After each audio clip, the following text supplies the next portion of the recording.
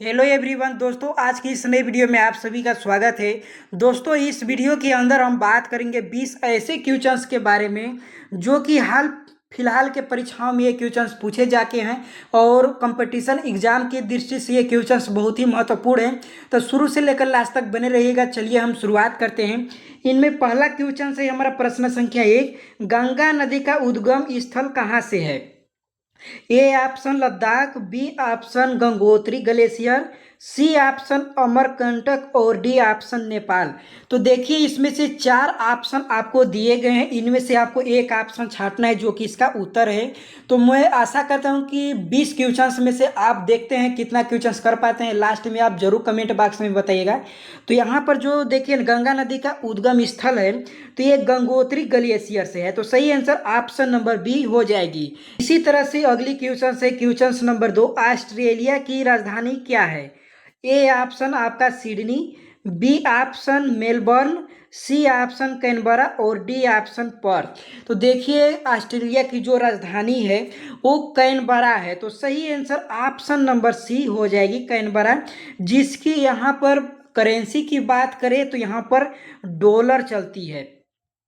इसी तरह से अगली क्वेश्चन है हमारा 3 नंबर का, पंचतंत्र के रचयिता कौन थे? A option Kalidas, B option Vishnu Sharma, C option Chanakya और डी ऑप्शन भवभूति। तो यहाँ पर देखिए जो यहाँ पर आप देखिए पंचतंत्र जो है एक फेमस बुक है जिनकी रचयिता है विष्णु शर्मा। तो ऑप्शन नंबर बी सही हो जाएगा। इसी तरह से अगली क्वेश्चन से 4th नंबर का, विश्व का सबसे बड़ा महासागर कौन सा है? Option Atlantic, B option Hind महासागर, सी ऑप्शन प्रशांत महासागर और डी ऑप्शन आर्कटिक। तो देखिए, चारों जो नाम दिए गए हैं वो महासागर हैं और इनमें से आपको देखना है कि जो विश्व का सबसे बड़ा महासागर है वो प्रशांत महासागर है। तो ऑप्शन नंबर सी सही हो जाएगी। इसी तरह से अगली क्वेश्चन है 5th नंबर का। यहाँ पर आप देखेंगे 5th नंबर का क्वेश्चन, नोबेल पुरस्कार किस देश के शहर में दिया जाता है? तो देखिए, A option London, B option Stockholm, C option Paris और डी ऑप्शन वाशिंगटन। तो देखिए, लंदन जो है इंग्लैंड में है, स्टॉकहोम स्वीडन में है और फ्रांस में पेरिस है और अमेरिका में वाशिंगटन है। तो देखिए, जो नोबेल पुरस्कार दिया जाता है वो स्वीडन में जो देश होते हैं वहाँ से दिया जाता है और जो शहर है वो स्टॉकहोम यहाँ से दिया जाता है। तो सही आंसर ऑप्शन बी हो जाएगी। इसी तरह से अगला क्वेश्चन से 6 नंबर का, भारत का पहला उपग्रह कौन सा है? A option Bhaskar, B option Aryabhata, C option INSAT और डी ऑप्शन रोहिणी। तो देखिए, जो ये 4 नाम दिए गए हैं ये सभी उपग्रह हैं और इनमें से बताना है कि जो भारत का पहला उपग्रह है वो कौन सा है। तो सही आंसर ऑप्शन नंबर बी हो जाएगा, आर्यभट्ट। इसी तरह से अगला क्वेश्चन है 7th नंबर का, संयुक्त राष्ट्र संघ यानी कि यूएनओ की स्थापना कब हुई थी? A option 1942, B option 1945, C option 1950 और डी ऑप्शन 1962। तो देखिए, थोड़ा जान लेते हैं यूएनओ के बारे में, जो कि विश्व शांति के लिए इसका स्थापना किया गया था, यानी कि विश्व युद्ध रोकने के लिए। और इनका जो स्थापना किया गया था वो 1945 में किया गया। तो सही आंसर ऑप्शन नंबर बी हो जाएगी। इसी तरह से अगला क्वेश्चन है 8 नंबर का। यहाँ पर आप देखेंगे 8 नंबर का क्वेश्चन से, विटामिन सी की कमी से कौन सा बीमारी होता है? तो यहाँ पर आप देखेंगे ऑप्शन नंबर बी स्कर्वी, ये सही हो जाएगा। विटामिन सी की कमी से होती है, जो कि होंठ फटने लगते हैं, इस तरह से इनमें आपको देखने को मिल रहा होगा। इसी तरह से अगली क्वेश्चन है 9th नंबर का। यहाँ पर आप देखेंगे ग्रीनलैंड किस देश का हिस्सा है? ए ऑप्शन डेनमार्क और बी ऑप्शन नॉर्वे और सी ऑप्शन स्वीडन और डी ऑप्शन आपका अमेरिका। तो देखिए, जो ग्रीनलैंड है एक तरह से ये देखिए आपका मरुस्थल है और ये जो देश की हिस्सा है वो डेनमार्क की है। तो ये आंसर ऑप्शन नंबर ए हो जाएगी। इसी तरह से अगली क्वेश्चन है 10th नंबर का, पृथ्वी का सबसे कठोर खनिज कौन सा है? A option graphite, B option हीरा, सी ऑप्शन क्वार्टज और डी ऑप्शन सोना। तो देखिए गाइज, जो पृथ्वी का सबसे कठोर खनिज है वो हीरा को माना जाता है। तो सही आंसर ऑप्शन नंबर बी हो जाएगी हीरा। इसी तरह से अगली क्वेश्चन है 11th नंबर का। यहाँ पर आप देखेंगे 11th नंबर, पहला एशियाई खेल कहाँ आयोजित हुआ था। ए ऑप्शन टोक्यो जो कि जापान की राजधानी है, बी ऑप्शन नई दिल्ली जो कि भारत की राजधानी है, और सी ऑप्शन बीजिंग, और डी ऑप्शन जकार्ता जो कि देखिए जकार्ता इंडोनेशिया की राजधानी है। तो देखिए एशियाई खेलों का जो शुभारंभ और आयोजित किया गया था वो आपका नई दिल्ली में किया गया था। तो सही आंसर ऑप्शन बी हो जाएगी।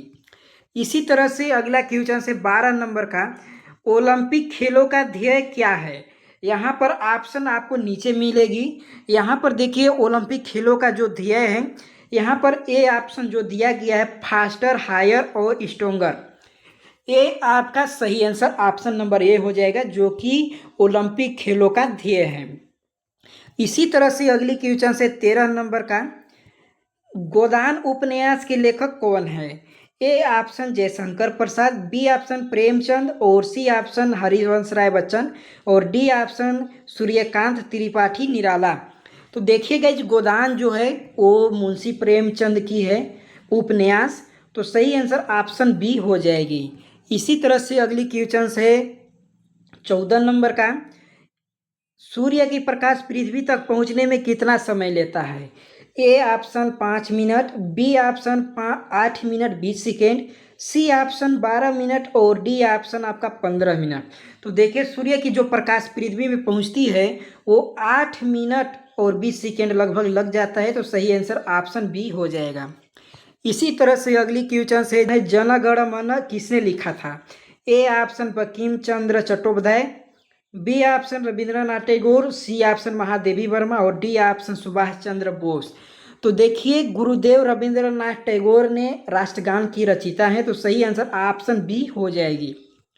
इसी तरह से अगली क्वेश्चन है किस धातु को तरल धातु बोला जाता है या कहा जाता है। तो यहाँ पर देखिए ऑप्शन ए पारा, बी ऑप्शन सोना, सी ऑप्शन तांबा, और डी ऑप्शन जस्ता। जो तरल धातु के रूप में जाना जाता है वो पारा को जाना जाता है। तो सही आंसर ऑप्शन नंबर ए हो जाएगी।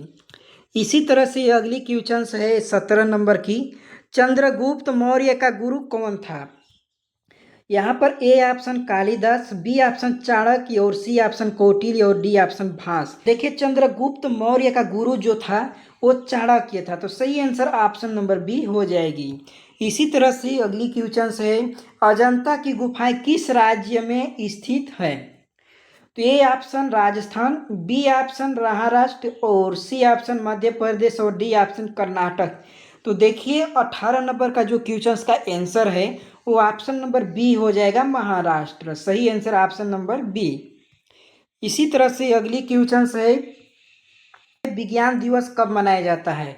ए ऑप्शन 15 अगस्त, बी ऑप्शन 28 फरवरी, सी ऑप्शन 5 सितंबर। तो देखिए जो विज्ञान दिवस मनाया जाता है दोस्तों वो 28 फरवरी को मनाया जाता है। तो सही आंसर ऑप्शन नंबर बी हो जाएगी। तो गाइज मैं आशा करता हूँ कि ये वीडियो आपको ज़रूर पसंद आई होगी। यदि ज़रा सा भी ये वीडियो पसंद आई होगी तो प्लीज़ चैनल को सब्सक्राइब और वीडियो को लाइक ज़रूर कर लीजिएगा। नेक्स्ट वीडियो में आप लोग के नए वीडियो के साथ मिलेंगे। धन्यवाद।